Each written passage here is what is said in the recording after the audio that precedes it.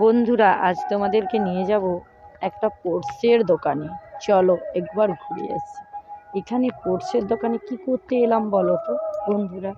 তোমরা টাইটেল আর থাম্বনেল দেখিয়ে বুঝে গেছো আমি এখানে পোর্টসের দোকানে এসেছি কিসের জন্য।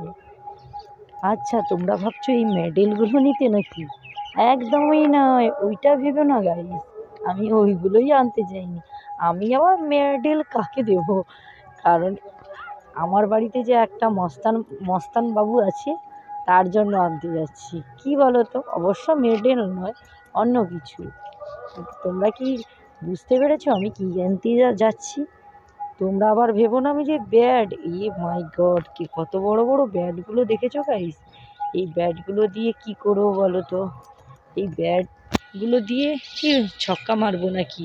তোমরা কি দেখতে পাচ্ছ নাকি আমি যে ছক্কা মারবো? মোটেই না গাইস, তোমাদেরকে একটু মজা করলাম। তোমাদের সঙ্গে মজা করতে করতে আমি ভিডিওটা এডিট করছি গাইস। তার জন্য দেখো গাইস, এখানে আমি এসেছি কী কারণে তোমরা দেখেই বুঝে গেছো যে আমার ছেলের হাতে ওটা কি। আমি এখানে এসেছি ব্যাডমিন্টন আনতে। তাই কাকুর দোকানে কতগুলো মানে ট্রফিগুলো এসছে, দেখো খুব সুন্দর সুন্দর মেডেল এসছে।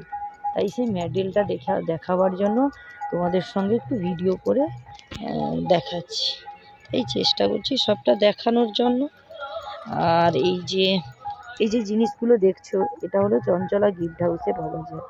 এইখানে বিভিন্ন রকমের ব্যাট, বিভিন্ন রকমের স্পোর্টসের জিনিসপত্র আর কি, এগুলো সব কিছু পাওয়া যায়।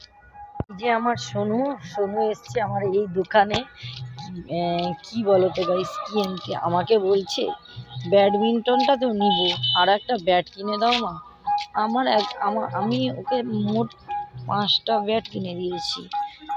5টা ব্যাটের মধ্যে মাত্র একটা না 2টা মাত্র ব্যাট বেঁচে আছে, না হলে সবগুলো ভেঙে দিয়েছে গাইস। আর তোমরা তো, আর ভিকি বল এত এত হারায়, মিনিমাম 1 মাসে মনে হয় 3-4টা বল ভিকি বল আনতে হয় আমার বাড়িতে, এমন এই দুষ্টু। বর্তমান বলছে কোথায় মেরে দিয়েছে, হারিয়ে গেছে, খুঁজে পাচ্ছি না। আর একটু বড় হলে তবুও একটু জানে, এইটুকু বাচ্চা আর কি করব। আর বাচ্চার আবদার তো মেটাতেই হবে, সেইটা ভাবলে বা চিন্তা করলে সেটা কোনো দিন পসিবল হবে না গাইস। আর ছোট্ট বাচ্চার আবদার, বাবা বাড়িতে থাকে না, সব সময় বাবা ডিউটিতে থাকে। কারণ বাবাকে বললে আগে কিনে দিও বাচ্চাকে, কখনো হারা করবে না, এই বয়সে হারা করবে না, কোন বয়সে। অবশ্য আমিও এটা মনে করি। আর তোমরাও, তোমাদের বাড়িতে অনেক ছোট ছোট বাচ্চা আছে, তোমরাও চেষ্টা করো বাচ্চার সঙ্গে মেশার জন্য। কারণ বাচ্চার সঙ্গে ফ্রেন্ডলি না মিশলে কোনো মতে কোনো কিছু জানতেও পারবে না বাচ্চার সম্বন্ধে, কখনো কোনো কিছু হলেও কোনো কিছু বুঝতেও পারবে না। তাই চেষ্টা করি যতটা পারা যায় বাচ্চার সঙ্গে মিশে